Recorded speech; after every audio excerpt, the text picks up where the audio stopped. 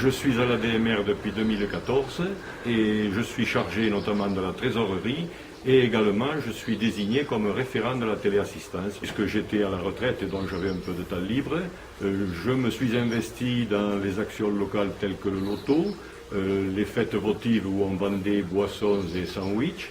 Et puis ensuite, j'ai été pris dans le conseil d'administration, ce qui m'a valu effectivement de prendre en compte tout le dossier de la trésorerie. Voilà.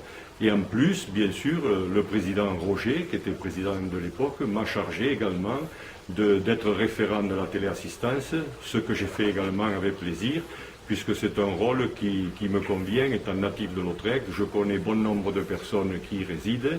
Il y a deux grandes, disons, phases dans mon rôle. Il y a la première qui est celle d'aller voir la personne, demander les renseignements quant à elle, quant à ses intervenants, quant à toute sa famille, savoir de préparer l'élaboration du premier dossier.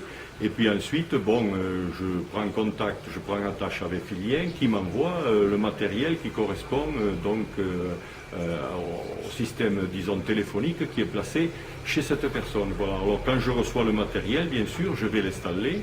C'est la phase d'installation qui est assez simple. Alors donc j'installe l'appareil, je vérifie avec Filien le bon fonctionnement de cet appareil.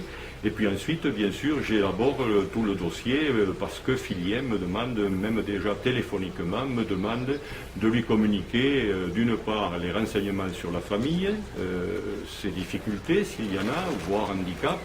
Et puis elle me demande également les coordonnées de tous les intervenants. Alors il y en a 3 minimum. Qui sont souvent des voisins placés à moins de 500 mètres du domicile, et puis bien sûr les membres de la famille qui eux sont les premiers à être sollicités en cas d'intervention. Écoutez, ce qu'il y a surtout de valorisant, c'est ce lien social qui est mené auprès des personnes, bien sûr, qui font la demande, mais aussi auprès de leur famille et auprès des intervenants. D'autre part, pour ce qui me concerne particulièrement, je suis né ici et donc j'ai pu revoir et aider, donc accompagner ces personnes qui effectivement ont eu quelques problèmes de santé, voire même malheureusement un petit handicap.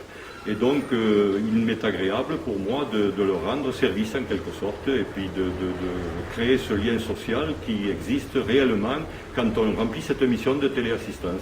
J'ai retrouvé une personne chez laquelle, quand j'étais enfant, vers l'âge de 10 ou 12 ans, j'allais jouer avec le fils de cette personne, nous jouions et puis nous goûtions chez elle, avec des tartines qui m'étaient préparées, et je me souvenais très bien de cette dame, mais ça m'a fait énormément plaisir de la retrouver et de partager avec elle, de l'écouter d'abord sur ce qu'elle racontait de l'époque, qui me revenait effectivement à l'esprit, et de partager avec elle ses bons souvenirs de cette époque-là. Le lendemain, bien sûr, en plus, je voyais son fils que je n'avais pas revu depuis plusieurs années. Oui, bien écoutez, je lui dirai déjà qu'il vienne grossir notre rang de bénévoles, parce que nous en avons besoin. Effectivement, je lui dirai qu'il s'enrichira dans tous les domaines, sur le plan social, sur le plan humain, que je lui dirai de venir, de partager, d'accompagner ces personnes qui en ont besoin, et il s'en rendra vite compte en allant chez elles, et donc après, il pourra être certain qu'il terminera par étant un vrai acteur humain et social.